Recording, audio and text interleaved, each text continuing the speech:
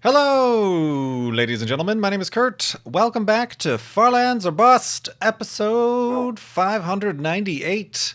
598 indeed.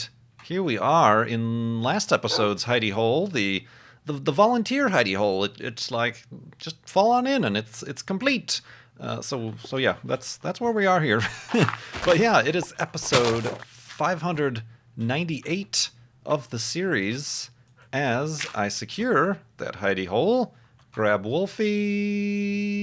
It looks like we're pretty cleaned up with our inventory. Need some wood, but that's all right. We'll do fine. Well done, little skylight, little hidey hole trap. You've done good things for us. You served your purpose, and we shall continue on here in Minecraft Beta 1.7.3. This episode going up on Wednesday, July 20th, 2016. Recording it on Monday, but I don't have time to get everything up and at them in time for Tuesday. So we'll call this a Wednesday, July 20th episode. And we're continuing to raise money for Child's Play charity. At the time of recording, we are at $35,799 raised at farlandsorbust.com. 59% of the way to our $60,000 goal, and all that much closer to our $40,000 mini goal that I set forth in the last episode. When we reach $40,000 for Child's Play charity, I will join and play on the Mindcrack Crack-a-Pack-a, the Crack-Pack modded server, and that's a thing that will happen. That typically would not have happened, or will not happen unless that happens. If I'm making any sense, do I happen to be making any sense? But yeah, looking forward to the support for that. Much appreciated. And ooh, spoiler. Thought I heard something. Heard something suspicious. Nah, we're all right. So yeah, got some wood, got a bunch of boats, got a brand new axe. I think we're ready to get going here. So yeah, farlandsorbust.com. Donate to Child's Play charity. Yesterday, for me anyway, or Monday early morning for people on the East Coast, SpaceX, I forgot to mention because I didn't know, I wasn't paying attention, but SpaceX had another Falcon 9 launch of their Dragon capsule to the International Space Station. It's not arrived there yet, but another launch for the Falcon 9. Very successful launch. No scrubs or delays or anything. It launched, and that first stage of the Falcon 9 turned around and came back and landed on land. Not at the barge, but actually back on land at Kennedy Space Center, or more accurately, the Air Force Base. I've forgotten the name of it already. I've got Vandenberg stuck in my head, but that's the one in California. Cape Canaveral. There we go. Cape Canaveral Air Force Station. So yeah. A lot easier, it seems, easy, gigantic air quotes, to land these first stages back on solid ground, on a stationary target, versus the rolling and the moving and the very small target that is the barge at sea, but no small feat anyway, indeed, and it was a good little webcast to watch, and that was good times indeed, and success! Much success. Of course, also speaking of success, July 20th, the day this episode's coming up, is the anniversary of the Apollo 11 landing on the moon in 1969. 47 years, I think, is the anniversary of Neil Armstrong taking that first step on an alien world. Craziness. So yeah, that's another very appropriate thing to remember about July 20th. Apollo 11 landing, and then the first steps on the moon. On the moon! Craziness, I say. Craziness. Yeah, a few little space things happening there. Ooh, interesting. Let's take the bridge, I'd say. Instead of getting stuck in the lagoon, let's take the bridge and continue onwards to the far lands.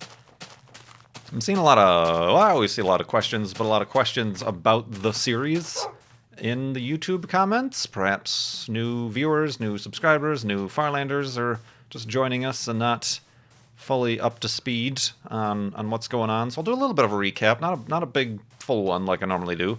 A lot of people are asking about the offset. Somebody thought the offset increased again. No, we're still at two texture pixels.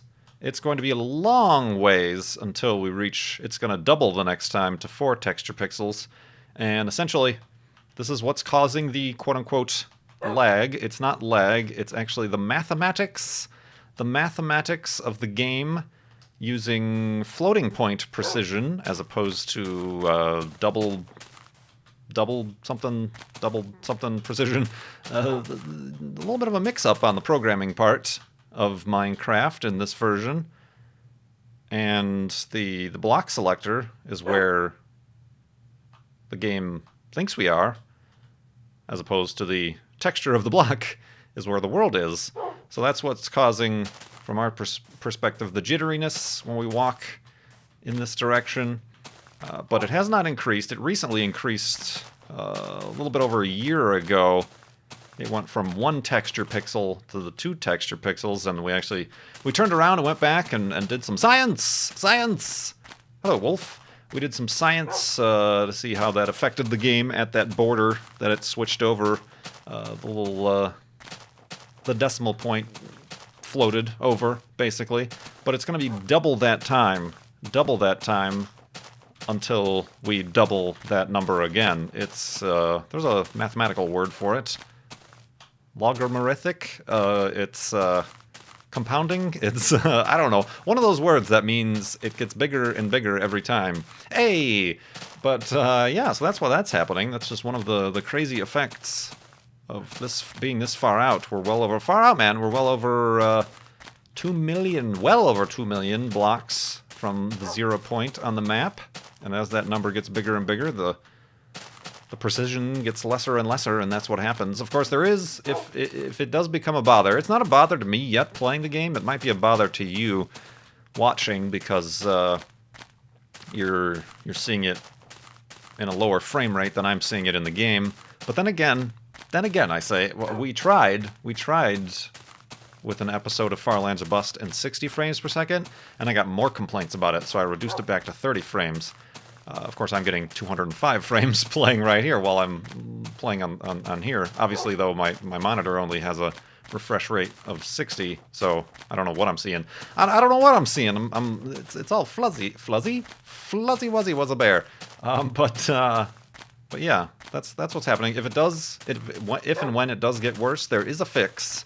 There's been shared with me a fix that fixes that bug, that mistake. Changes it from floating point precision to double rounding precision, or whatever the other alternative is. Mathematics! I don't know them very well. So yeah, that's what that's all about. That's the main question I get. I've never died in this Let's Play series. The first 10 episodes were a standard Let's Play series. Exploring, fighting mobs, digging up diamonds, getting lost, building a cabin. You know, it was a normal Minecraft Let's Play. Even then I didn't die, and even since then, since over 5 years, I have not died. My character has not died in this world, in this Minecraft world. And if I do die, if I were to die, that is why I make hidey holes and elevated hidey holes every night. I'm not going to walk through the night, I'm going to sleep, because that resets my spawn point. So it's kind of a stopgap, so I don't get sent all the way back to 0 or near 0, where my original spawn was. Got a little bit of a insurance program there. Of course, all the items may or may not be lost if that were to ever happen. I've come close, within half a heart of death in certain situations, and within half a block of falling into unseen lava. That happened before too. Just like in the last episode, I accidentally fell through that 1 block by 1 block hole in the ground. That could have been bad. So yeah, never died. Been doing this for over 5 years. How much longer is it going to take? I don't know. That's debatable. Upwards of 20 years. Some people say 12 years. Who knows? we'll just have to wait until we do finally raise that $60,000 for Child's Play charity, because then, then I'll be able to press F3, and then we can further refine the calculations. Further refine them indeed. So yeah, and this is Minecraft Beta 1.7.3. That's why I don't have a hunger bar. That's why I can't sprint. That's why I can't ride a horse or anything like that. So I think that works. You can go to farlinesofbus.com. On the About page, there are FAQs, frequently asked Qs, that a lot of these questions are answered there. And while you're there, you can donate to Child's Play charity. Hey, how about that? How about it, everybody? It's a deal, I say. Deal of the century. Let's go to sleep and continue in the morning.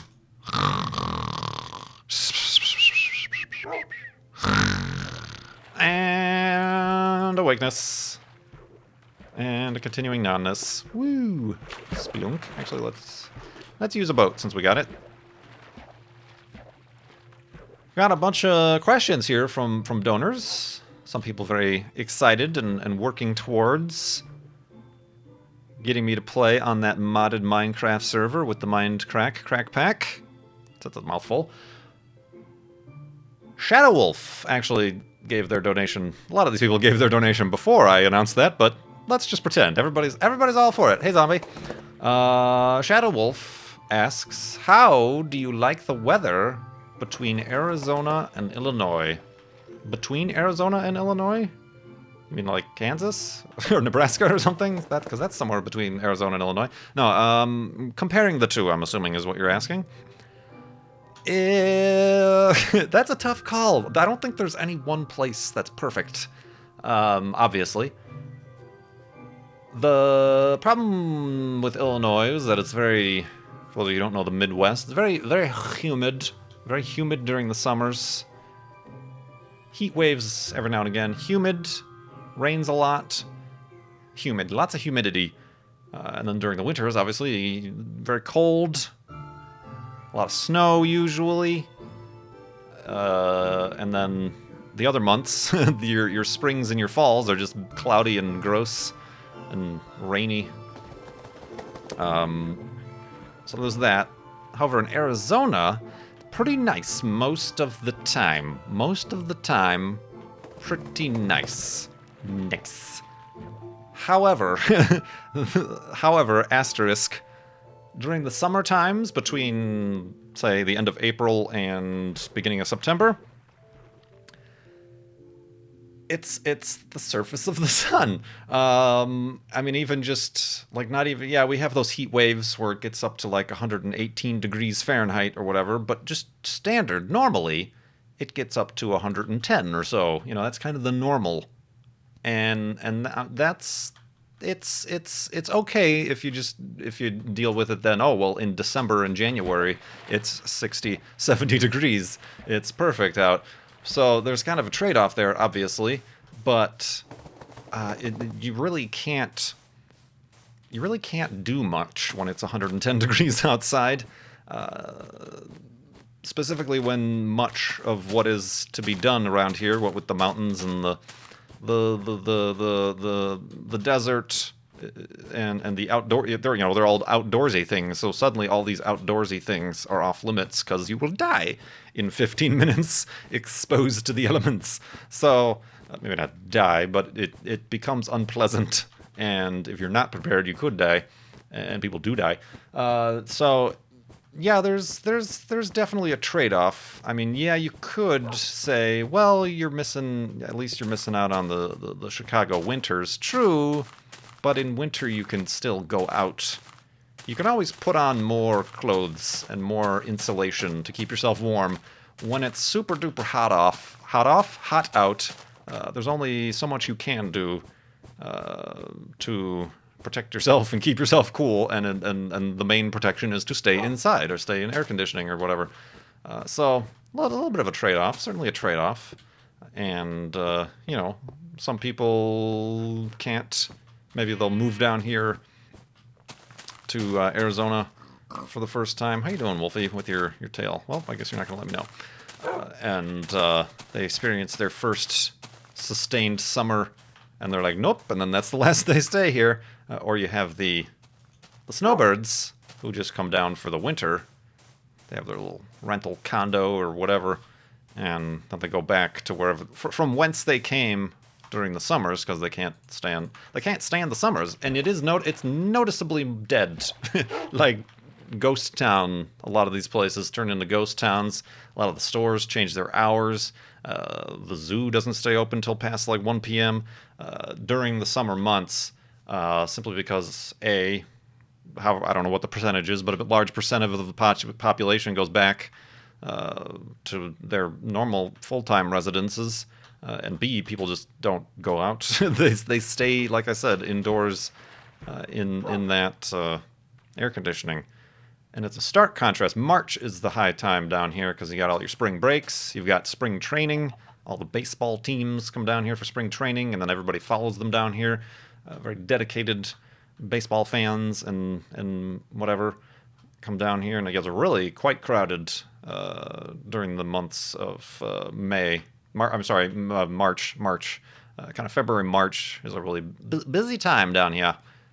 So yeah, it's hard. It's I can't say one or the other. I'd say I obviously prefer Arizona, and having visited back home a couple times, yeah, I could say I still prefer. And it's more so than just about the weather too, even. But yeah, thank you very much, Shadow Wolf, for that question. An anonymous donor asked, themes.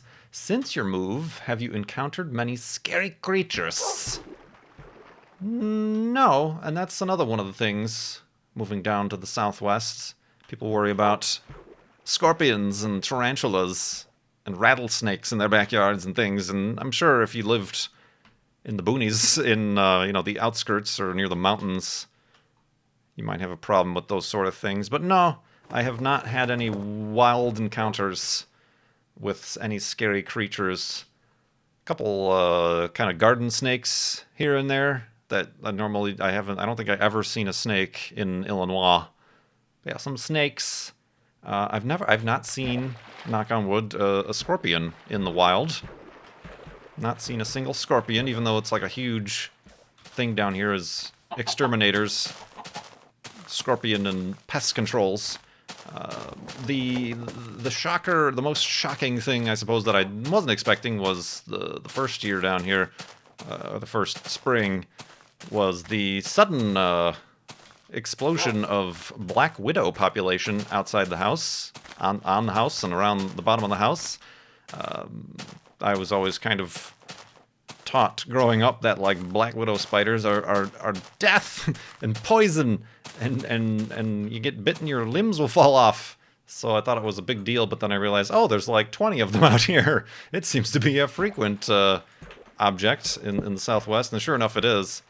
So I've since learned to regularly just spray around. It keeps both the spraying around keeps both, obviously, the spiders themselves away, but it also keeps the crickets, tons of crickets, and cockroaches, keeps them away, which are the spiders' food. So if there's no food around, then, there's no spiders. So yeah, that's probably the only thing that I was kind of concerned about. I'm like, okay, I'm going to make sure none of these get inside the house, which they haven't.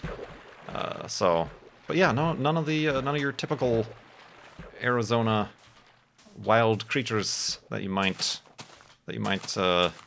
probably associate that I've experienced. Like I said, thankfully, I don't need to have scorpions showing up or anything like that. Thank you very much. Don't mind if I do. Our friend Cone asks, did you ever watch the X Games or any sort of action sports growing up? I always did, despite having zero athletic ambition or ability. Yeah, I grew up in the time when that was kind of becoming a big thing. When I was littler, I don't know how old I was, 11, 12, I wanted to learn how to ride the skateboard, but I never did because I kept falling off and hurting myself. So never learned to skateboard. Not with any, I didn't watch with any particular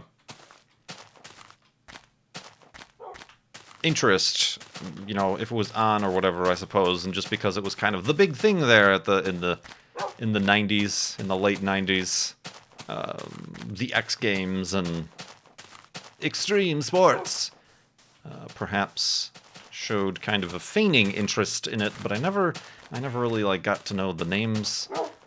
You know, aside from like Tony Hawk or whatever, the big ones that you know are popular culturalized, but not you know, I never really, I didn't get into the different sports, the skateboarding, the BMXing, the other stuff. Like I don't know what else they added to the X Games. Are they still a thing, the X Games? Like, is that still a thing that happens? It's been kind of replaced by a lot of these Red Bull sports and tournaments and things. So I don't know. But yeah, not to a huge degree. Not to a huge degree, I don't believe. Look at this. Look at this cloud, sandy cloud above us. Well, no, that seems to be support. No, that's just a bunch of sand. I'm gonna build the. This is dangerous because it's a shadow, but. Oop, and I've not done this correctly at all. I need more dirt. I need more of a solid substance of which to make my elevated hidey hole upon.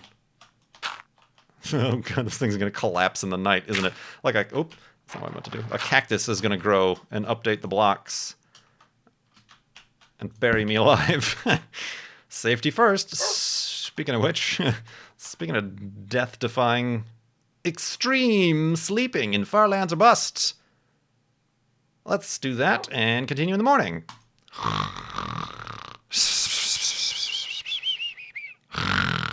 And extreme, man. That was totally wicked, man. Totally extreme. I might need to... No. Have a seat, Wolfie. Woof, yeah, I know. We're getting a picture here for the thumbnail. Ooh, that's actually probably going to be a perfect one. It won't be, and I'll end up using something else. Ah, that's neat. Continuing on, as I said.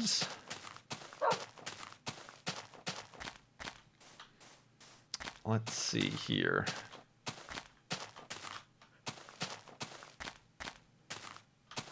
Oh, there's a couple questions here that I kind of need to, like, better prepare for, so let's skip a few. Sorry! Let's skip a few.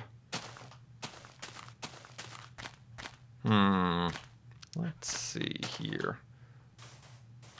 Cavalave! Ivo asks, or says, during a live stream a while back, you mentioned that you bought but then returned Project Cars. Just wondering why that was. I purchased it because it was on sale, and everybody was just telling me that I should play it to get a wide range of racing simulator type games under my belt. I tried it. It was okay. The like 20 minutes that I played it for, it was okay. I wasn't necessarily too impressed. It was like a weird hybrid between Forza and wannabe Assetto Corsa-ish sort of situation. But then literally like the day after I bought it and tried it, didn't record anything in it, I just wanted to see if it worked with my racing wheel and stuff. Literally the day after, the company, what's the name of the company? I forgot the name of the company. The company announced that they were, and it had just come out too, it wasn't a few months old really. The company announced that it was going to start development on Project Cars 2. And it needs your support over on Kickstarter or wherever they needed a fan funding campaign to start Project Cars 2. And then I was like, wait a minute, this game literally just came out within months ago, and it's like sold really well. It's been near the top of the charts, and it's been, even while it was in development, it had that whole fan funding campaign that got in trouble with the FTC or whatever the agency in the country they were building it in, because it was like an investor thing. Project Cars was a Like, oh, you buy these different tiers, and then you get paid back in dividends or whatever based on the success of the game, and you have influence over what goes in the game.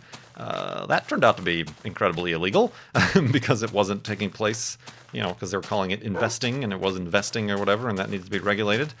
So they got in some trouble with that. So I mean, it already had funding, but then they released the game. And it was like $40 or whatever, $50, I don't remember.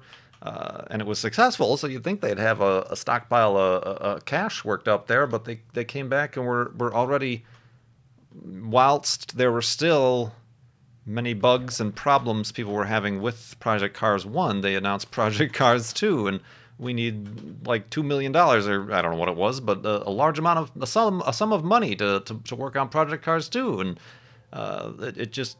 a lot of bad taste, based on their business practices previously, and then that was simply just a reminder of that.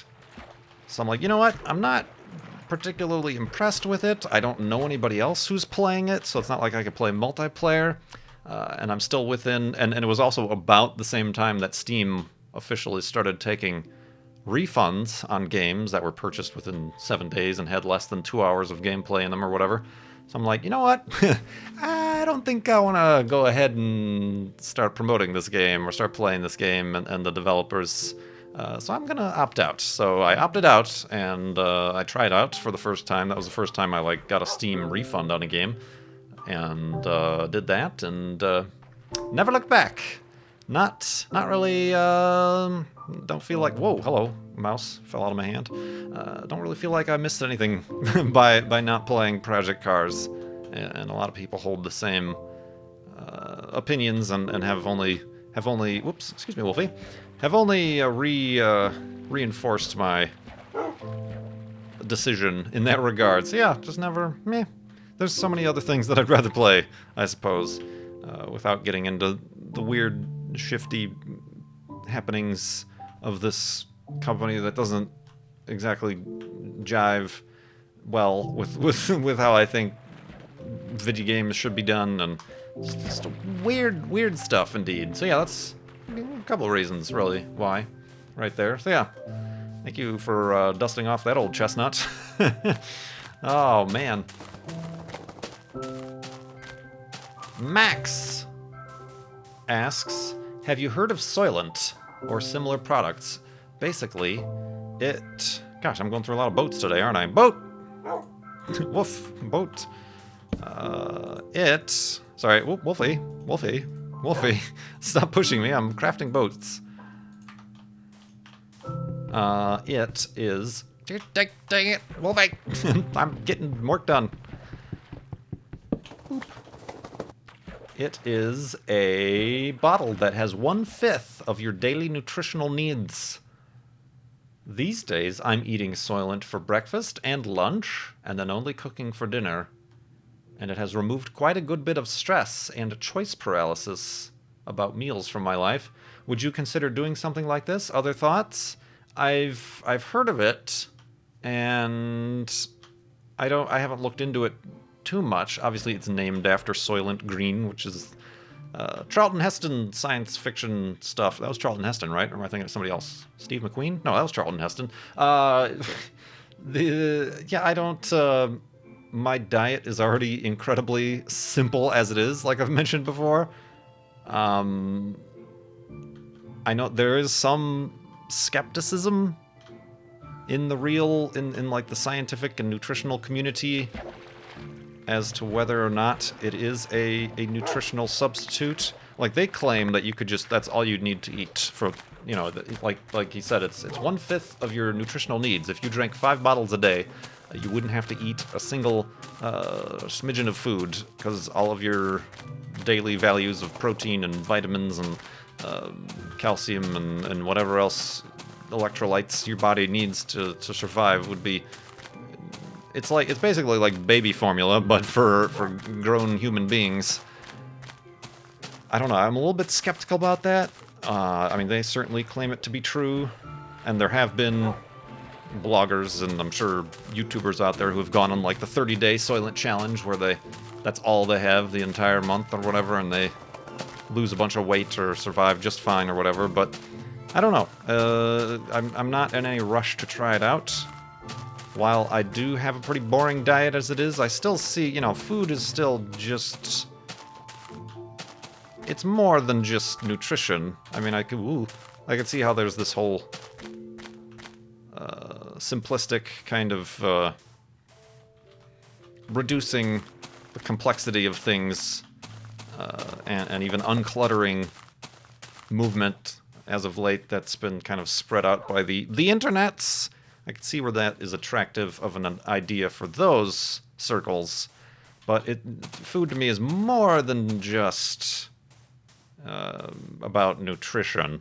I mean, that's certainly a major part of it, and you got to be careful not to go too far in the other direction where food is entertainment, because that's where you get into problems. But it is still, there's entertainment, there's enjoyment to be had with food, and culture is a huge part of food. So societal, you know, just socialization stuff. So yeah, I'm in no hurry. It exists, and if that's what you want to do, that's perfectly fine. And if it works for you, great. As long as you're not hurting yourself or anything like that, then fine-o. Then, but yeah, I think I'm really in no hurry or no interest to seek it out or even try it, to be honest with you. I'm not a fan of shakes.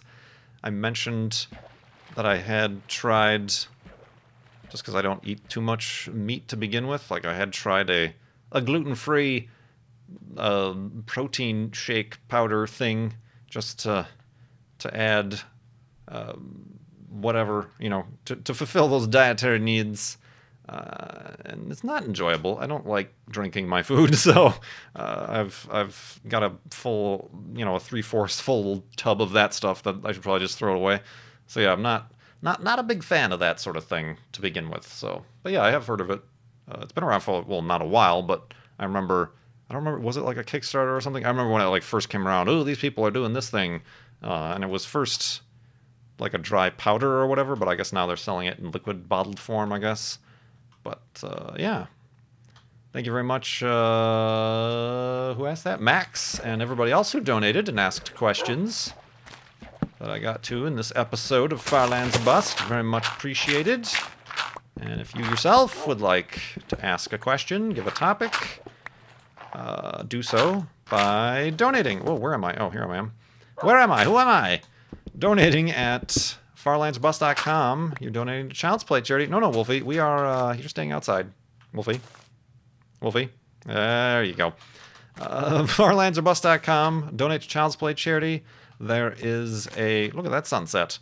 There is a widget there, a little box on the home page that tracks how much money we've raised this season, but then also where you can click donate and donate yourself. And in the donation field, or I'm sorry, form, there is a field where you can leave a comment. And in that comment, you can ask a question. Make sure to leave your name there too, because by default, all the donations are anonymous.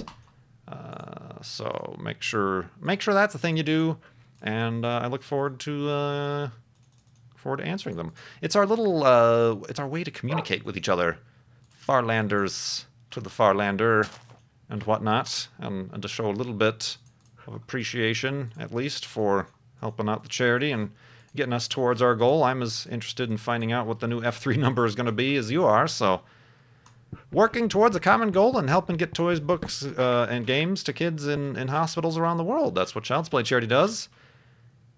And, yeah. Thank you, everybody, for watching episode 598 of Farlands Bust. My name is Kurt. His name is Wolfie. I will see you next time.